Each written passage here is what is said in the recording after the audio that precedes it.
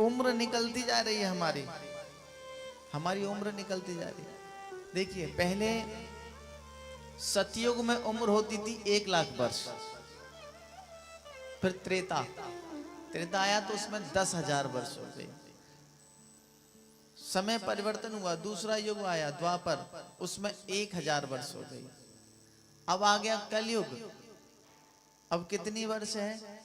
100 वर्ष। हमारे वेदों ने जो कलिकाल में, कलयुग में जो उम्र निर्धारित की है वो 100 वर्ष की है, लेकिन 100 वर्ष लोग जी नहीं पाते आज के समय में।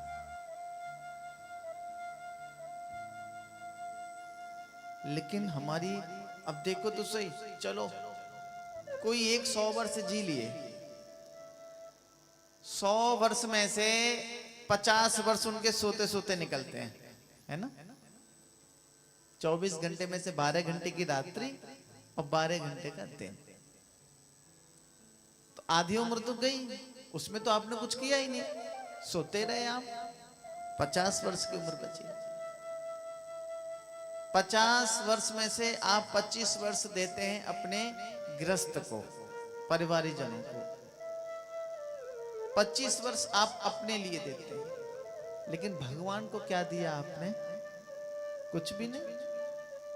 भगवान को कुछ दिया? कुछ भी नहीं दिया। ऐसे ही उम्र निकलती जाती है। सच्ची उम्र क्या है हमारी? जो लोग 100 वर्ष जी लिए वो कोई उम्र नहीं है। 102 वर्ष, 105 वर्ष जी लिए, बोले बहुत लंबी उम्र जिए, वो उम्र नहीं है। सच्ची उम्र क्या है आप जानिए।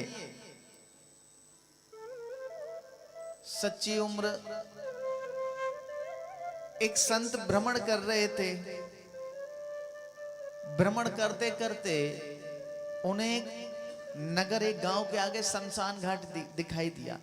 आप समझना हम सबकी उम्र क्या होती है। इस कथा के माध्यम से आप समझेंगे हमारी वास्तविकता की उम्र, हमारी सच्ची उम्र क्या है। संत निकल करके जा रहे थे, अचानक से शमशान घाट की ओर दृष्टि गई। कुछ पत्थरों पर नाम लिखे हुए थे और नाम के नीचे उनकी उम्र लिखी हुई थी। और जानते हो उम्र कितनी है? उम्र है केवल 20 वर्ष, 25 वर्ष, 30 वर्ष से नीचे नीचे की उम्र है सबकी। संत भगवान रुके, अच्छे से पढ़ा, देखा, विचार किया, क्या इस गांव में 30 वर्ष से नीचे ही नीचे सब जीते हैं? लगता है ऐसा गांव है जहां 30 वर्ष से ऊपर कोई जीता ही नहीं।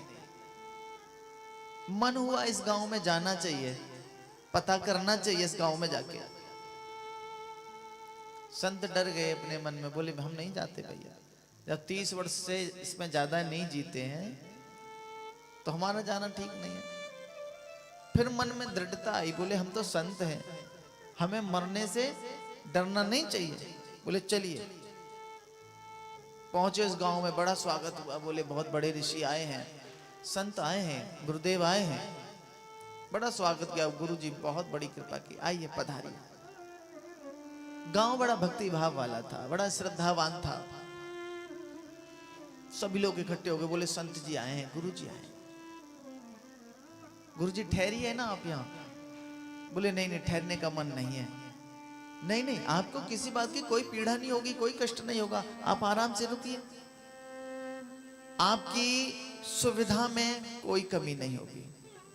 संत ज्यादा आग्रह करने पर संत भगवान रुक गए। कुछ दिन बाद मन उछटा, बोले नहीं हमें जाना है। बोले आपको पीड़ा क्या है, आपको कष्ट क्या है, आप कहिए तो सही। हमने आपके नगर के बाहर, गांव के बाहर शमशान घाट पर कुछ देखा लिखा हुआ। क्या आपके यहां उम्र इतनी ही होती है सबकी? बोले नहीं नहीं गुरुजी, ऐसा नहीं है। गुरुजी ऐसा नहीं है कि हमारे यहां उम्र इतनी होती है। बोले तो एक को आदेश दिया, बोले 102 वर्ष के जो बाबा जी उनको बुला के लाओ। 102 वर्ष के बाबा जी उनके सामने लाके खड़े कर दिया।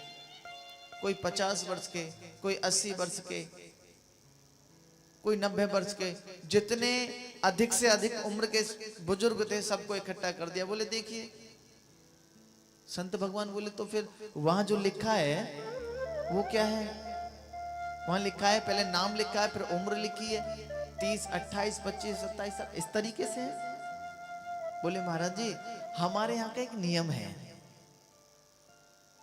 हमारे यहाँ ये नियम है, हम प्रातः काल से लेकर के और रात्रि काल तक जितना भी पुण्य कर्म करते हैं, हम अपनी एक डायरी में लिख करके सो जाते हैं।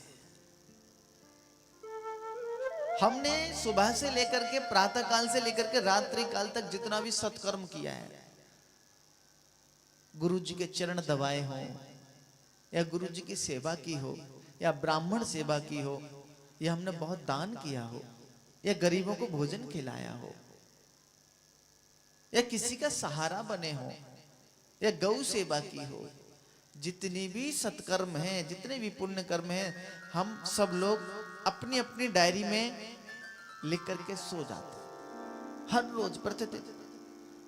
और जब जिसका समय पूरा हो जाता है, फिर हम जोड़ करके उसके पुण्यों को, उसके उस समय को हम उसकी उम्र बनाते हैं। तो पुण्यों की उम्र है, हमारे समय बर्बाद करने से उम्र नहीं है। ये कोई जीना नहीं है।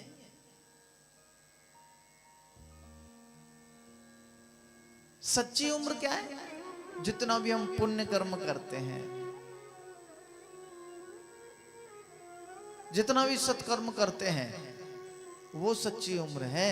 बाकी तो हम यदि बोझ बने रहे पृथ्वी पर, हम करते धरते कुछ नहीं, भगवान का स्मरण भी नहीं करते, तो ये